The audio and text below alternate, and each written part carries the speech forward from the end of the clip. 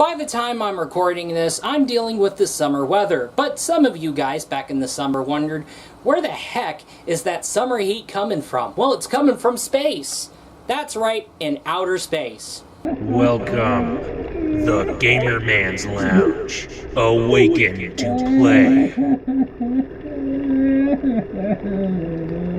Hopefully things are going well for you guys. As for me, welcome to the Gamer Man's Lounge. And today, we're coming at you with a modern game view. And today's modern game view teaches us a wonderful lesson. It's a word that is spoken by the locals. They say they will kick your ass. They say they will kick your face. And they say they will kick your balls into outer space. But however, in outer space, nobody will hear you scream, and nobody will never know how menacing an AI can really be. Ladies and gentlemen, let's introduce you to a retro game that has been remade by beloved developer Night Dive Studios. And ladies and gentlemen, it's a very interesting game about a hostile AI that wants to play God. Well, she actually thinks she's a god. Ladies and gentlemen, get ready to meet Shodan when it comes to the remake of System Shock. Night Dive Studios is this developer that is dedicated to remastering games where nobody ever dared, and such examples are Turok, Shadow Man, there's System Shock series, I'll get into that later, there is Forsaken, there's Power Slave, there's probably many more. But one thing they did, and it was the first time ever, was make a faithful remake, and that faithful remake was System Shock, released on PC in 2023, but released on PlayStation and Xbox on May 21st, 2024. The story begins as you take the role of a hacker who ends up getting caught. Now, the hacker is taken to a big station called Citadel Station, and is basically forced to take on a job that would end up creating the AI monster known as Shodan, which plays a role later in the story. Well, actually, quickly later in the story, as really quick later into the story. However, as the hacker awakens with the implant as desired, however, the hacker is forced to help shut down Shodan as she's up to no good.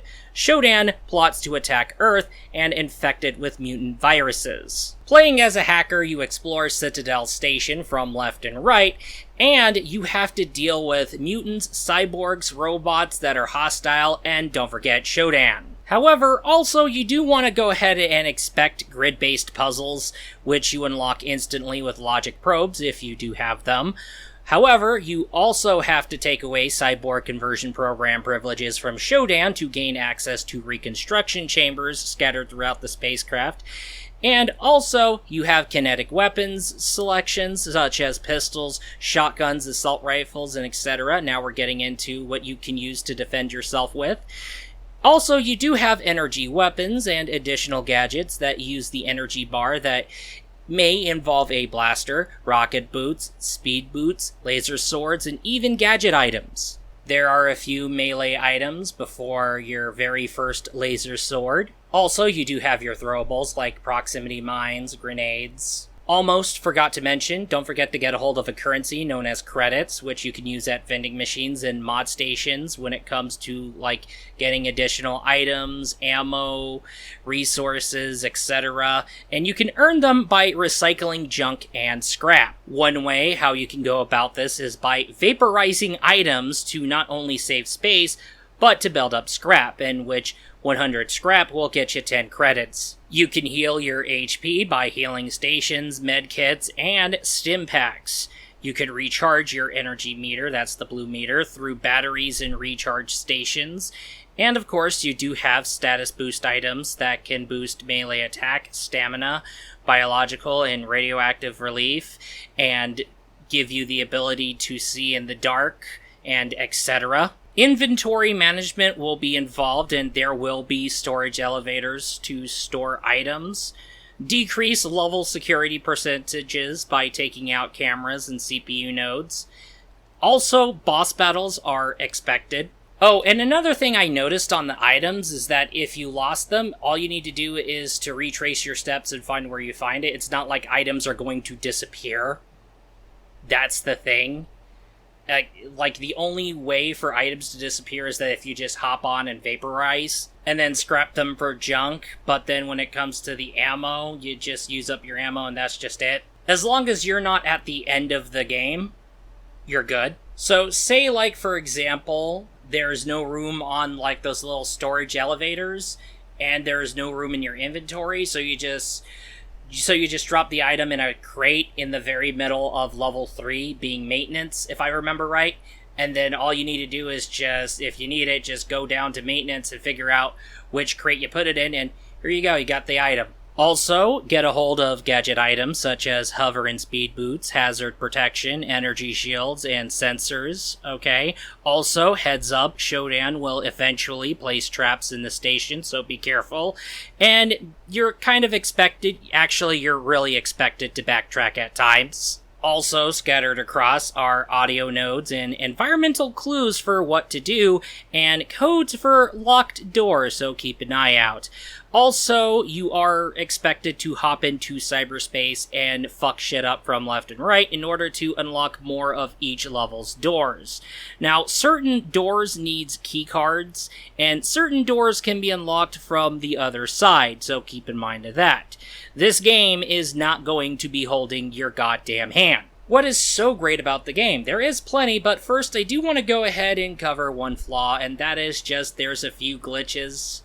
But few glitches, not a big deal. The one big thing that is so great about System Shock Remake is the great design. Citadel Station looks amazingly designed from left and right. Do not get me wrong, it is just amazing. The environments, the interior, the level design, amazing. The game runs really well and is optimized well.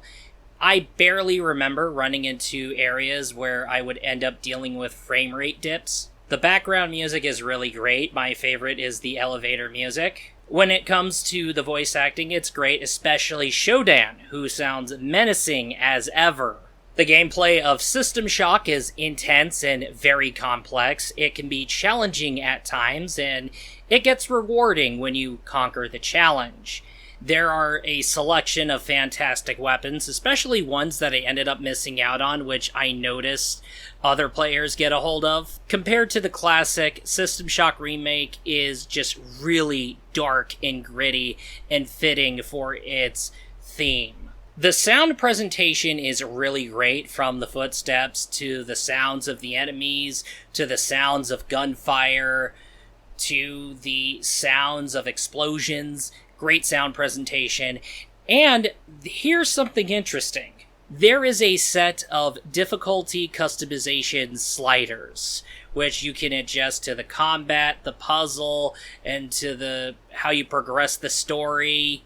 It's interesting. Oh, and there is some content additions to System Shock Remake, but however, due to spoiler reasons, I won't go into detail. There is one, and you can pick between the male version and the female version of the hacker. So yes, you have Night Dive updating the game to fix things out and probably making some additions, so keep in mind of that. System Shock, in terms of the challenge, is a beast to conquer, but however, at most of the time, it's a good time, and you will have a good time going really in depth when it comes to the gameplay and flow of gameplay and how your weapons work and how you get your gadgets and how you wander around Citadel Station. It's really great. It's admirable when it comes to its environments especially, and like I said, you're gonna have a good time. I highly recommend System Shock Remake. System Shock Remake is recommendable. System Shock is a unique beast, but this unique beast, when conquered, it has a rewarding feeling when you conquer that beast. But no, seriously, it's very shocking for Night Dive to basically hop on and do like a one-by-one, spot-by-spot remake. So, yeah, it's pretty much insane, okay? Well, it's actually crazy for Night Dive to do a remake in the first place. That's just insanely shocking, to say the least. But, hey, good times were had with this remake. I wanted to get my hands on this remake. When I finally got my hands on this remake, I had a good time, and good times were definitely had. Anyway, with that totally said, that is all, and I will be looking forward to you in the next video. Peace out.